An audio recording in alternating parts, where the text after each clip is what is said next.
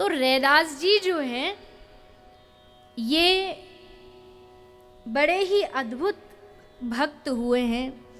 संत गुरुजनों में इनकी बड़ी निष्ठा थी। अब भक्तमाल में रैदास जी का पूर्व जन्म बताया कि पूर्व जन्म में ये कौन थे और इनको इस जाति में जन्म कैसे इन्होंने लिया।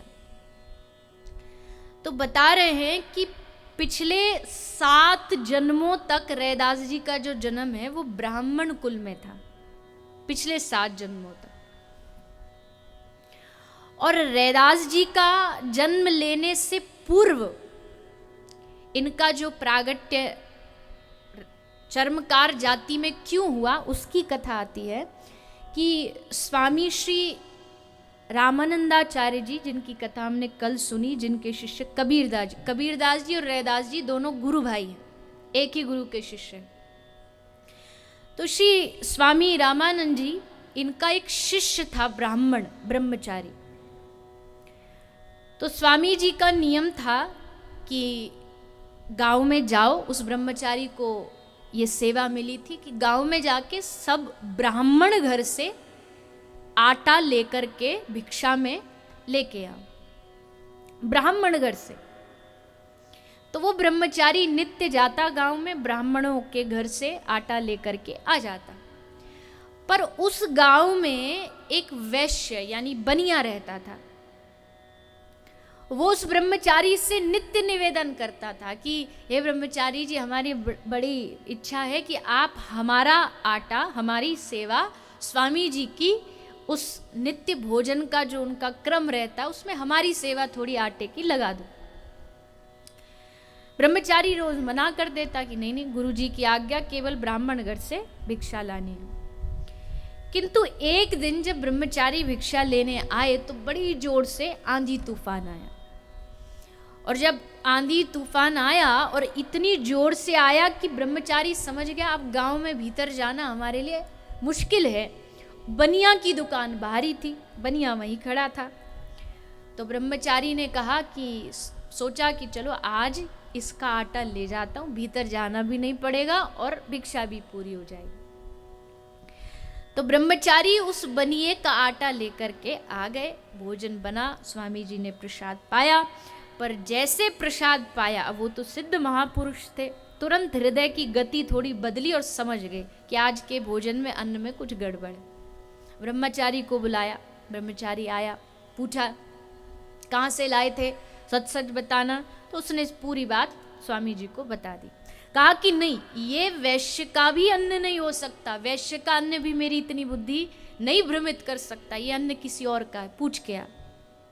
ब्रह्मचारी गया, उसने वैश्य से पूछा कि सच सच कहो कि नहीं तो महाराज का श्राप तुम्हें लगे, कहाँ से लाए थे आटा। तो उसने बताया कि एक चर्मकार जाति का एक व्यक्ति है, वो चर्मकार के घर में कोई पुत्र नहीं था, बालक नहीं थे। तो किसी ने उसको कह दिया कि अगर बालक चाहिए तो एक काम करो, तुम अपने हाथ से कुछ दान स्वामी रामानंदाचार्य जी को कर दो। अब अगर वो ऐसे सीधा जाता तो स्वामी जी स्वीकार नहीं करते, इसलिए उसने बनिए के माध्यम से बनियों को थोड़ा लोभ देके कि तुझे हम पैसा दे देते, तू ये आटा स्वामी जी तक पहुंचा दे। तो वो जो आटा था वो उस चर्मकार का था।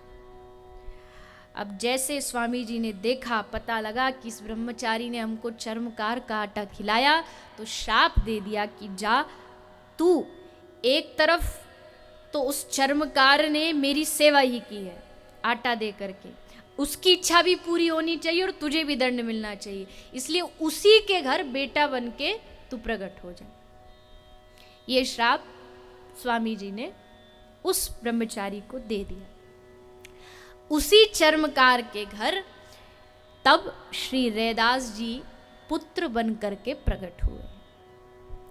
अब एक प्रकार से तो ये गुरु कृपा से ही ये आशीर्वाद ही है, क्योंकि गुरु का तो ताड़ना भी कहते हैं, एक प्रकार का आशीर्वाद होता है। तो ये आशीर्वाद रूप में ही ब्रह्मचारी को अगला जन्म प्राप्त हुआ। माघ पूर्णिमा में काशीपुरी में श्री रैदास जी का प्रागट्य हुआ है। इनके पिता का नाम रघु है और माता का नाम घुरबिनिया नाम भक्तमाल में बताया है। पर अब घटना क्या घटी, अब माता के गर्भ से जन्म तो ले लिया, पर माता दूध पियावे। अब माता तो रैदास जी को दूध पिला रही है, पर ये जन्म लेकर के माँ का दूध नहीं पी रहे। इनको अपने पूर्व जन्म का सारा वृतांत याद था, सेवा के प्रताप से इनको याद था कि कैसे पिछले जन्म में इन्होंने गुरुजी को इनका भोजन खिला दिया था, जिसके कारण इनका धर्म भ्रष्ट हो गया।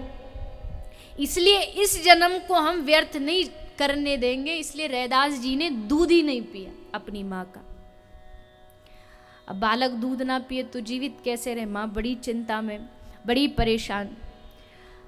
उसी बीच स्वामी श्री रामानंदाचार्य जी काशीपुरी में भ्रमण करने के लिए आए थे, और जैसे आए तो हल्ला मचा कि स्वामी जी पधारे हैं, चलो चलो सब दर्शन करने चलो। तो रैदास जी की माँ भी स्वामी जी के पास गई और स्वामी जी से निवेदन किया कि हे स्वामी जी, ये बालक दूध नहीं पीता है, आप कुछ करिए। तब पतित पावन गुरुदेव ने रैदास को देखा, उसको अपने गोद में लिया और गोद में लेके कियो शिष्य, गोद में ही श्री रामानंदाचार्य जी ने रैदास जी को कान में मंत्र दीक्षा दे दी। कान में मंत्र दिया और कहा कि बेटा अब तेरी दीक्षा हो गई है, और दीक्षा होने के बाद स्वतः ही तेरी जाति श्रेष्ठ हो गई है, और वैसे भी तू भगवत भक्त है, इसलिए अब तू अपनी माँ के गर्भ से, माँ के स्तन से दूध पी। तो रैदास जी ने कहा कि प्रभु मेरी ही तो दीक्षा हुई है, मेरी माता तो अभी भी बिना दीक्षा के, और बिना दीक्षा के जीव शूद्र जाति से भी नीचा माना जाता है। शास्त्र कहते जिसकी जीवन में दीक्षा न हो उसकी जाति शूद्र से भी निम्न है। तो गुरुजी ने कृपा करके इनकी माता को भी दीक्षा प्रदान की, और जब माँ को भी दीक्षा हो गई और स्वयं को भी दीक्षा हो गई, तब रैदास जी ने अपनी माँ के स्तन से दुग्ध पान किया। तो ये रैदास जी के प्रागट्य की कथा है। इस प्रकार श्री रैदास जी प्रगटे हैं।